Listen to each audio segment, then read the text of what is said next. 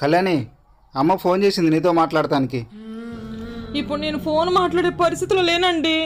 Phone చెవులో పెట్టుకుంటేనే తల బద్దలయ్యేటట్టుంది. అమ్మా. సరే. అత్తయ్య, మీ అమ్మాయా? మీ అమ్మాయి మా అమ్మనా? హలో అమ్మా, ఏం చేస్తున్నావు?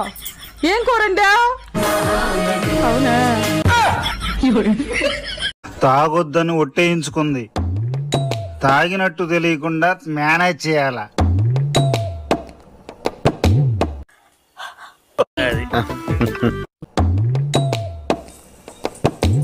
ఏంటి కళ్యాణి, వంట అయిందా? అయిపోయిందండి. త్వరగా పెట్టేసి తిని పడుకోవాలి. నేను పెట్టేస్తాను గాని ఈ లోపల మీ బుల్లెట్ లోపల పెట్టరా పోండి. బుల్లెటా? పెట్టేస్తా లోపల. మీరు ముందాగారు కదా. అన్ని కరెక్ట్ గానే మేనేజ్ చేసావి. ఎలా దొరికేసావు? అవును, నేను మందు తాగినట్టు నీకెలా తెలుసు? మనకు బుల్లెట్ అక్కడ ఉంది.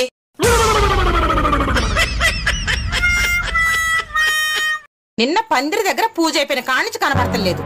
అసలు మీరు ఎక్కడికి వెళ్ళారు? చెప్తాను, ఇంట్లో పదవే. ఏంటి చెప్పేది? ఫోన్ చేస్తే కట్ చేస్తున్నావు. నిన్న రాత్రంతా ఫోన్ స్విచ్ ఆఫ్ చేసి పెట్టావు. నిన్న వినాయక చవితి కదా, పంతులు గారు చందమామ చూడకూడదని చెప్పారే, అందుకని మా ఫ్రెండ్ వాళ్ళ ఇంట్లో పడుకున్నా. అవునా? నిజంగానా? రండి లోపలికి రండి. ఒక అబద్ధం చెప్పినందుకు ఎన్ని అబద్ధాలు చెప్పాల్సి వస్తుందో.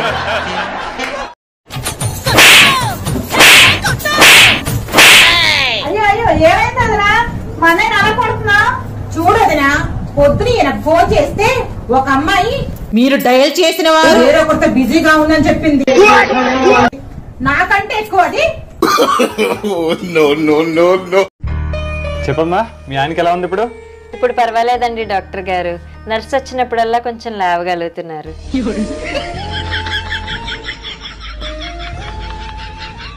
అవునండి, గుళ్ళో పూజారి గారు స్వర్గానికి వెళ్ళాలంటే కనుక చేతులు ఎత్తండి అని అన్నారు కదా. అప్పుడు మీరు చేతులు ఎత్తలేదేంటి? నువ్వు చేతులు ఎత్తావు కదా. నేను ఎత్తానండి, స్వర్గానికి వెళ్తాను. పిచ్చిదానే, నువ్వు స్వర్గానికి వెళ్ళిన తర్వాత కింద నాకు నరకం ఎందుకైద్ది? నాకు స్వర్గమే కదా. అవునండి, correct. Please subscribe our channel for more videos. Please subscribe.